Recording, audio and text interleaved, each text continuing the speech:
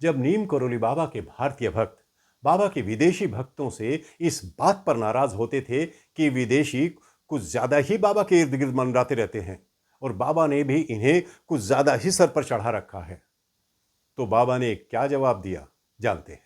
नमस्कार, मैं हूं गजेंद्र जगराम। मेरे YouTube चैनल पर आप सभी का स्वागत है।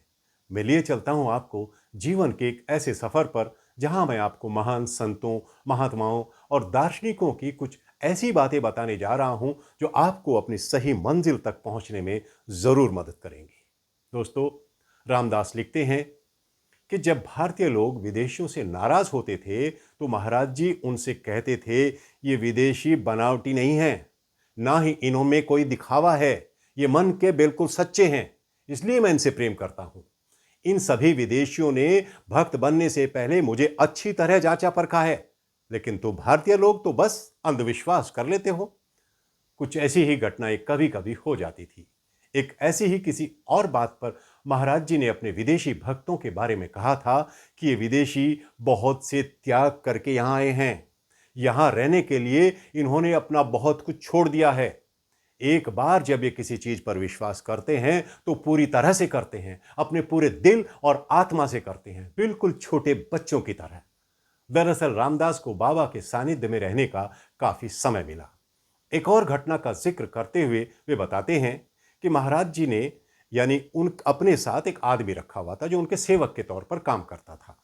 वो महाराज जी के कपड़े धो देता था, उन्हें स्नान करा देता था, उनके लिए पानी वगैरह का इंतजाम कर देता था, बाकी बहुत सारे काम उनके लिए कर दिया करता था।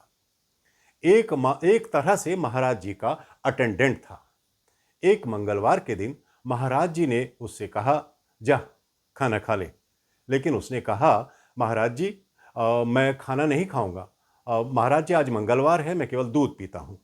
उस दिन वो सारा दिन बीत गया लेकिन किसी ने उसे दूध नहीं दिया। उस दिन जब रात काफी हो गई तो महाराज जी ने उससे पूछा, तुमने कुछ खाया या दूध पिया? नहीं महाराज जी, मैंने कुछ नहीं खाया, बस मैंने दूध पी लिया था।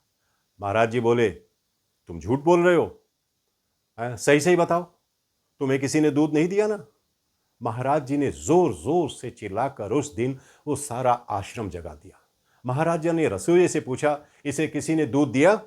रसोइया बोला, बाबा इसे दूध देना किसी की याद ही नहीं रहा, और इस समय तो आश्रम में जरा सा भी दूध नहीं बचा है।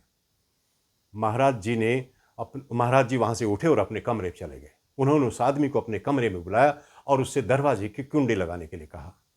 महाराज जी ने उससे पूछा, अभी क्या बजा है? उसने कहा, महाराज जी आधी रात से ज्यादा हो गई है। महाराज जी बोले, तुमने सारा दिन कुछ नहीं खाया, आधी रात से ज्यादा समय हो गया, मतलब बुधवार हो गया है, तुम खाना खा सकते हो। वो आदमी बोला, हाँ बाबा अब तो मैं खाना खा सकता हूं। महाराज जी ने अपनी धोती के नीचे से हाथ डाला और 5 पराठे और 2 तरह की सब्जी बाहर निकाली। महाराज जी बोले, ये भगवान का प्रसाद है, राम जी का प्रसाद, ले खा ले। वो आदमी खाना लेकर बाहर जाने लगा ताकि बाहर बैठकर खा सके, लेकिन महाराज जी बोले, बाहर क्यों जा रहा है, यहीं बैठ और यहीं बैठकर खा। जब उसने खाना खा लिया तो महाराज जी ने उसे थोड़ी सी खीर निकालकर खाने को दी। वो आदमी खीर खाकर पानी पीने के लिए फिर से बाहर जाने लगा।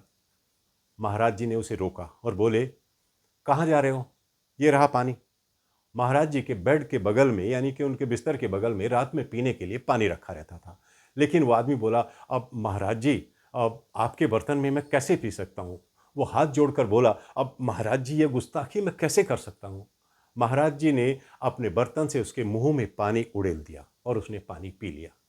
फिर महाराज जी उससे बोले, आज रात की घटना का जिक्र किसी से मत करना, समझ गए? ऐसे भक्त वत्सल बाबा थे नीम करोली। वो अपने भक्त के भला कैसा भूखा सोने देते हैं। वैसे मित्रों, महासमाधि लेने के बाद भी बाबा आज भी अपने भक्तों का उतना ही ख्याल रखते हैं जितना अपनी शरीर लीला के दौरान रखते थे। आज के इस एपिसोड में बस इतना ही। फिर हाजिर होगा कुछ ऐसी ही अनमोल बातों के साथ। आप इस एपिसोड को लाइक, सब्सक्राइब और शेयर करना बिल्कुल ना भूलें, तभी तो मेरा हौसला अफजाई होता है। तो दोस्तों, अब चलता हूं, आज्ञा लेता हूं। नमस्कार।